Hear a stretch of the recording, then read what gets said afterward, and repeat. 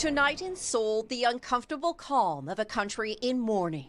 People leaving flowers where lives were lost, as police search for clues to explain why. Here in Itaewon, crowds are trying to move through this narrow alley last night. Now the area has been completely closed off as police secure what has become a crime scene. The scale of the tragedy is staggering. More than 150 dead, at least 130 injured, 24 in critical condition. Crushed in a surge in a popular area where crowds had gathered to celebrate Halloween.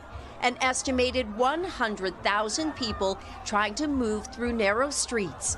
Witnesses say there were too few police around to control the sheer mass of people. There was a mix of things I heard, but there was panic coming towards us, some shouts of fear, but also confusion. We didn't know really what was happening to us.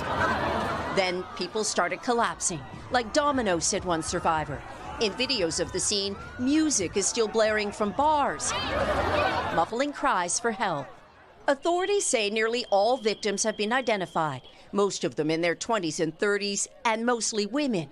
Among the dead, 2 Americans, Ann Gieske, a nursing junior from Kentucky doing a semester abroad, and Stephen Blessey, a 20-year-old business student from Marietta, Georgia.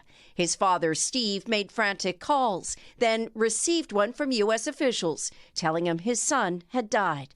"I can't imagine the suffering he endured," he said in a text message. "If I could take his place, I would." Families and friends still searching for missing loved ones are flooding a nearby community center, while the area where so many bodies were sprawled is now a special disaster zone and still littered with debris. Janice, it's so painful. What are investigators looking into at this point? Kate, now that most of the victims have been identified, authorities are looking into these reports of a lack of police presence at the time of the crowd surge. Officials admit that some had been diverted to a political protest in another area. So questions remain tonight, but very little consolation for the families who are grieving the loss of so many young lives. Kate? Thanks for watching our YouTube channel. Follow today's top stories and breaking news by downloading the NBC News app.